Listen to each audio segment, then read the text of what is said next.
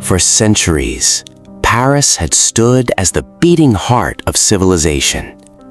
But in the late 18th century, this magnificent city was about to be changed forever by one remarkable man. The halls of power had never seen anything quite like what was coming. An empire was about to be born, not from bloodline or inheritance, but from sheer force of will.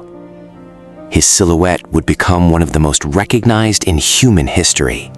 The man, the hat, the ambition, Napoleon Bonaparte.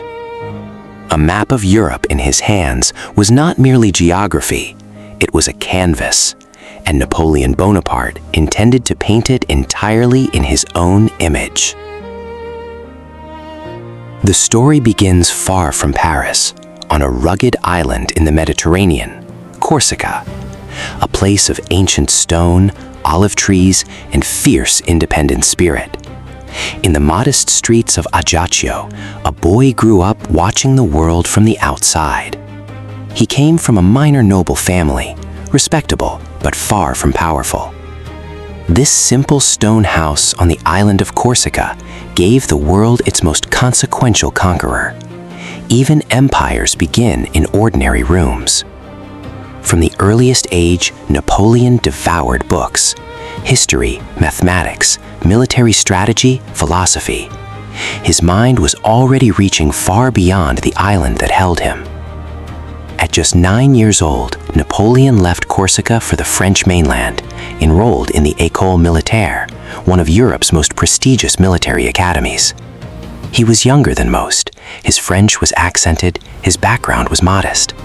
Yet from the first day, Napoleon stood apart, watching, calculating, preparing. It was artillery that captured Napoleon's genius. Where others saw cannons as blunt instruments, he saw them as precision tools, and he mastered them completely. Night after night, while others slept, Napoleon studied maps, campaigns, and battles from across centuries. He was building something inside himself that the world had never seen. Into this world of revolutionary chaos, Napoleon was launched. France was tearing itself apart, and in that chaos, opportunity waited for those brave enough to seize it. The French Revolution had shattered the old order. The tricolor flag now flew where royal banners once ruled, and France was remaking itself from the ground up. By his mid-20s, Napoleon had risen through the Revolutionary Army with stunning speed. His tactical brilliance impossible to ignore, his ambition impossible to contain. France's new rulers were politicians, not soldiers. They needed men who could win, and increasingly they looked to one young general from Corsica. In the command tent, Napoleon came alive. He could see what others couldn't, the weak point, the turning moment, the one move that would change everything. In 1796, Napoleon was given command of the French army of Italy, an underfed, undersupplied force facing one of his greatest tests. He was 26 years old. His soldiers were exhausted, hungry, and demoralized. Napoleon rode among them and gave them something no general had offered in years: belief. And then he gave them victories. The image of Napoleon on horseback, scanning the horizon with steel-gray eyes, became the symbol of a new kind of leadership, earned, not inherited. Campaign after campaign, Napoleon's army swept through northern Italy. His reputation became a weapon before the fighting even began. Each victory brought new dispatches, new maps, new possibilities. Napoleon was not just winning battles, he was reshaping France's position in the world.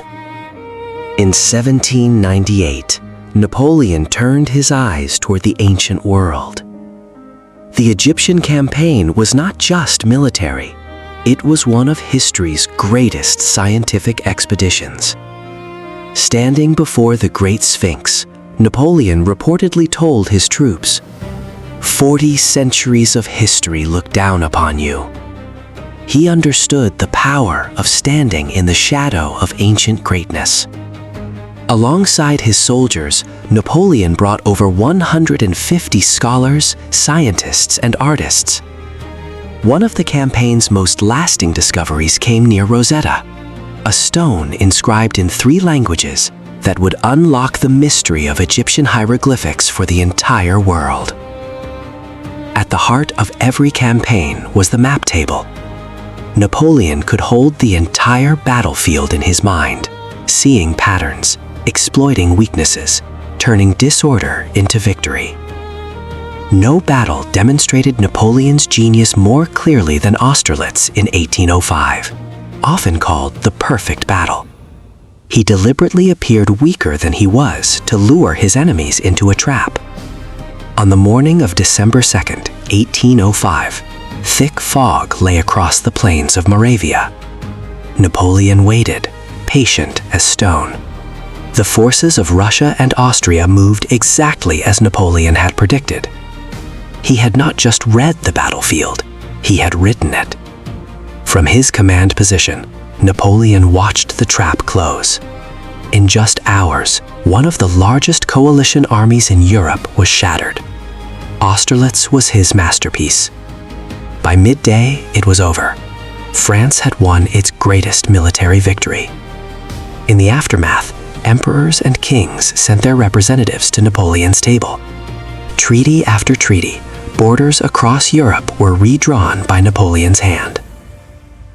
Paris, December 2nd, 1804. Notre Dame Cathedral. Every seat filled, every eye forward. The world was about to witness something unprecedented. Through the streets of Paris, an imperial procession moved toward Notre Dame. The Republic was about to become an empire. Inside, 2,000 dignitaries watched as the ceremony of the ages unfolded beneath Gothic arches dripping with candlelight. In the most defining moment of his life, Napoleon did not wait for the Pope to crown him. He took the crown from the altar and placed it on his own head. Emperor of the French, Napoleon I, risen from a modest Corsican family to the most powerful throne in Europe in less than 35 years. As emperor, Napoleon created one of his most enduring legacies, the Napoleonic Code, a legal system that replaced the chaos of feudal law with rational, equal civil rights. Paris itself was transformed under Napoleon's direction. Behind the emperor was the empress, Josephine de Beauharnais. In the gardens of Malmaison, there was a Napoleon few people ever saw. A husband, thoughtful and complex. Napoleon's continental system sought to strangle Britain economically. At the height of his power, his imperial court was the most magnificent in the world. Kings came to pay respects. Nations bent to his will. Europe was his. Napoleon governed with the same intensity he fought with, personally reviewing legislation, reforming education, rebuilding the French economy. By 1812, the Napoleonic Empire stretched from Spain to the borders of Russia, encompassing over 70 million people. The Grande Armée, 600,000 strong, was the most formidable fighting force the world had ever assembled. Across Europe, Napoleonic governance brought new legal systems, educational reform, and the foundations of the modern state. One of Napoleon's greatest cultural acts was transforming the Louvre into the world's first great public museum. The Arc de Triomphe, commissioned in 1806, would stand as his monument to French military glory. Spain became Napoleon's first great wound, a grinding guerrilla war that bled his empire steadily. And then Napoleon made the decision that would define his downfall. In June 1812, he turned the Grande Armée east, toward Russia.